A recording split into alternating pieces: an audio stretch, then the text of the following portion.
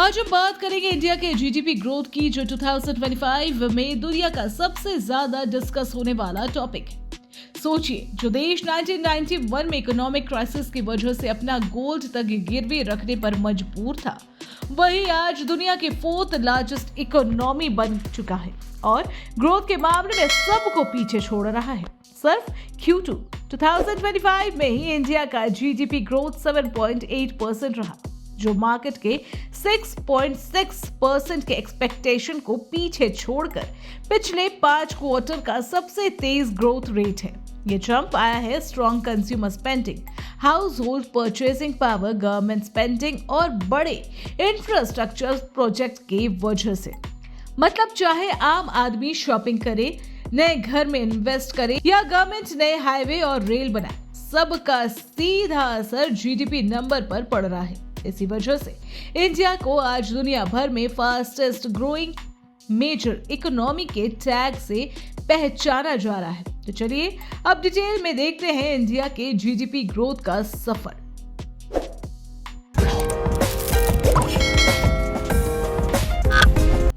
GDP क्या होता है? इंडिया का ग्रोथ जर्नी 1991 to 2025। सबसे पहले एक सिंपल सवाल, जीडीपी होता क्या है? जीडीपी यानी ग्रॉस डोमेस्टिक प्रोडक्ट। एक देश में एक साल के अंदर जो भी गुड्स और सर्विसेज बनते हैं, उन सब का टोटल वैल्यू। मतलब आप घर पे जो दूध खरीदते हैं, कपड़े बनवाते हो, ओला या उबेर की राइड लेते हो या एक आईटी कंपनी जो सॉफ्टवेयर दुनिया को बेचती है, सब जीडीपी का हिस्सा बनता है। इंडिया का जीडीपी 1991 के रिफॉर्म से पहले एक स्ट्रगलिंग पोजीशन में था। फॉरेन एक्सचेंज क्राइसिस ने देश को हिला कर रख दिया था।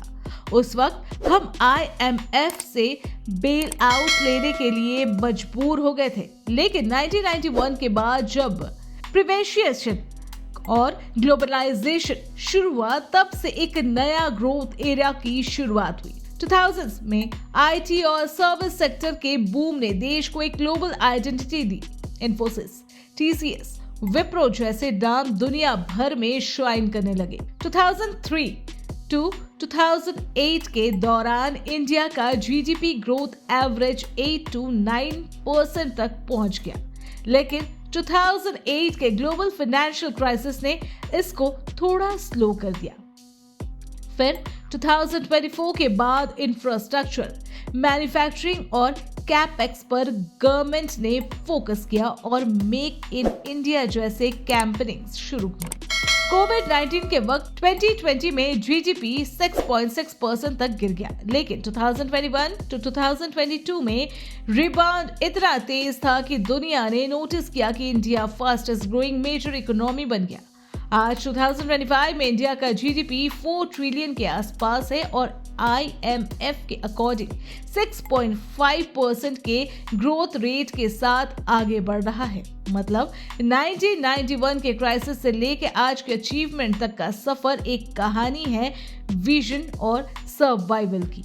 Growth driver, consumption, investment, government spending और एक्सपोर्ट। अब सवाल उठता है कि जीडीपी को बढ़ाता कौन है? सिंपल शब्दों में जीडीपी के 4 इंजन होते हैं: कंजप्शन, इन्वेस्टमेंट, गवर्नमेंट स्पेंडिंग और नेट एक्सपोर्ट्स। इंडिया में सबसे बड़ा ड्राइवर है प्राइवेट कंजम्पशन, मतलब आम जनता का खर्चा। जब आप शॉपिंग करते हो, नए मोबाइल खरीदते हो, बिग बाजार से किराना उठाते हो या जोमेटो से फूड ऑर्डर करते हो, ये सब जीडीपी को पुश करते हैं। जीडीपी का लगभग 55% हमेशा प्राइवेट कंज्यूमिंग से ही आता है। दूसरा इंजन है इन्वेस्टमेंट। जब कंपनीज नए प्लांट लगाती है या government highways, airport, bullet trains बनाती है, ये शॉर्ट टर्म में खर्चा लगता है, लेकिन लॉन्ग टर्म में इनकम और जॉब्स क्रिएट करता है। सब्सिडीज जैसे खर्चे डायरेक्टली जीडीपी में ऐड होते हैं। और चौथा है एक्सपोर्ट। इंडिया आईटी सर्विसेज और फार्मास्यूटिकल एक्सपोर्ट करके फॉरेक्स अर्न करता है। अगर सेक्टोरियल ब्रेकडाउन देखें तो सर्विसेज का सबसे बड़ा कंट्रीब्यूटर है, लगभग 55% से ज्यादा जीडीपी इसी से आता है। एग्रीकल्चर अब जीडीपी का सिर्फ 17% है, लेकिन अभी भी आधे से ज्यादा लोग वही एम्प्लॉयड हैं। इंडस्ट्री और मैन्युफैक्चरिंग का शेयर 25 to 27% के आसपास है और इसको बढ़ाने के लिए गवर्नमेंट ने PLI स्कीम लॉन्च की है ताकि मोबाइल, इलेक्ट्रॉनिक और सेमीकंडक्टर जैसे सेक्टर इंडिया में बनते रहे और इंपोर्ट पर डिपेंडेंस कम हो। मतलब आज इंडिया के जीडीपी का असली ड्राइवर है आम जनता का खर्चा और service sector. India versus US और चाइना रेयर ऑफ इकोनॉमिक्स। दुनिया की इकोनॉमिक रेयर में 3 बड़े खिलाड़ी हमेशा सामने आते हैं, अमेरिका, चाइना और अब इंडिया। अगर सिर्फ साइज देखें तो अभी भी इंडिया छोटा है। 2024 के नॉमिनल जीडीपी नंबर्स के हिसाब से इंडिया का जीडीपी है लगभग 3.91 ट्रिलियन, जबकि चाइना का 18.74 ट्रिलियन और यूएस का 29.18 ट्रिलियन। मतलब इकोनॉमिक साइज में इंडिया अभी पीछे है, लेकिन कहानी यही खत्म नहीं होती। अगर आप पर कैपिटा इनकम देखें जो आम आदमी के जेब की तस्वीर दिखाती है तो इंडिया का फिगर है बस 2697, चाइना का 13,303 और अमेरिका का एकदम हाईएस्ट 85,810। यानी कि कॉमन सिटीजन के लेवल पर इंडिया के पास अभी लंबा सफर बाकी है। लेकिन अब आता है असली ट्विस्ट। जब ग्रोथ स्पीड की बात होती है तो इंडिया सबको पीछे छोड़ रहा है। 2025 में इंडिया का ग्रोथ रेट है 6.5%, जबकि चाइना का है 5% के आसपास और यूएस सिर्फ 2.8%।